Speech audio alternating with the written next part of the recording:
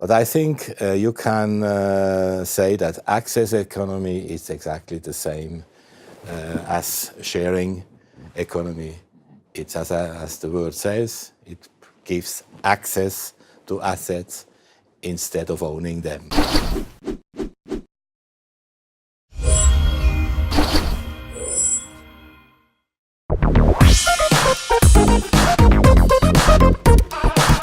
Well, René, welcome back for the final part in our 4-part interview series, where we're going to have a little look at sharing economy and this word that's been coming up a lot, access economy.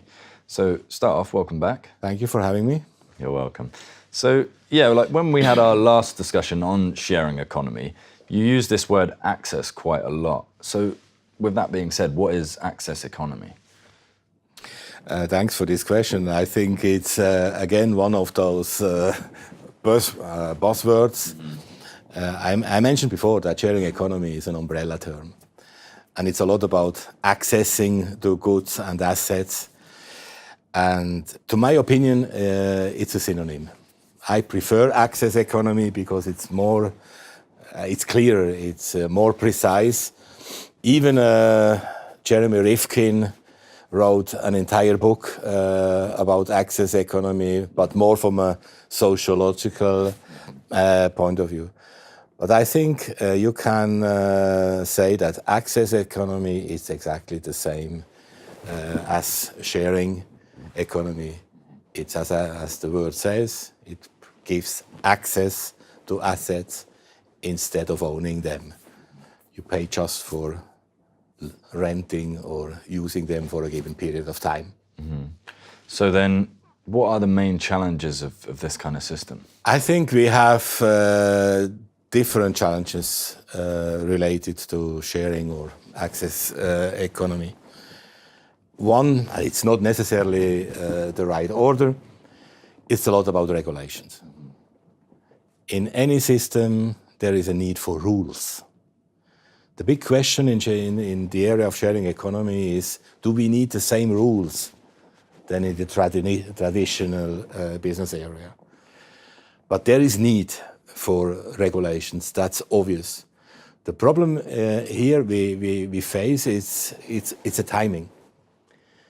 Digital transformation is so speedy and so quick and so rapid that our people making the laws and the regulations have really difficulties to follow. Yeah.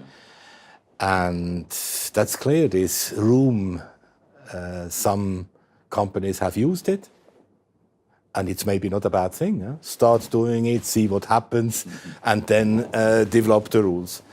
But there is a need of rules. And in this regulation area, it's not only about declaring income and paying taxes. I think you have to be also aware of the fact that digital transformation will also affect the way we work in the future. And the funny thing is, we call this gig economy. You will not have no longer probably one job for the next 10 or 20 years, but you will offer your services like gigs to those who ask them. So how will we manage all the social component, the pension funds, insurance, and all these bits and pieces?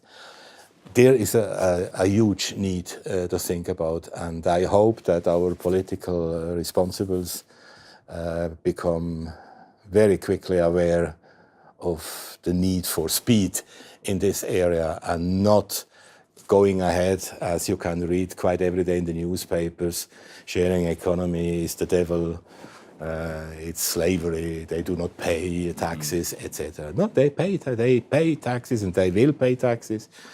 But these rules, this set of rules, have to be defined. And it's not a copy-paste from the old ones, but it's maybe an extract from existing regulations which we can use, or new ones to be developed. So that's one big part of challenge. Then the second area of challenge, I would call it's about trust. Yeah. Sharing or access economy, it's all about trust. You offer me your car, you would like to trust me that I will give you the car back in the same state you gave me, as a little example. Yeah. So this trust building is not so easy. It's not done by distributing like Booking.com a number of asterisks, and if you have 4 stars, then it's good, and a 3-star is less good. So it's deeper than that. And there the solutions are under the way. In UK, there is an interesting development I noticed with the local Sharing Economy Association. They developed a kind of trust seal. The startups or companies being active in the area of sharing economy can acquire. And it's like normalization.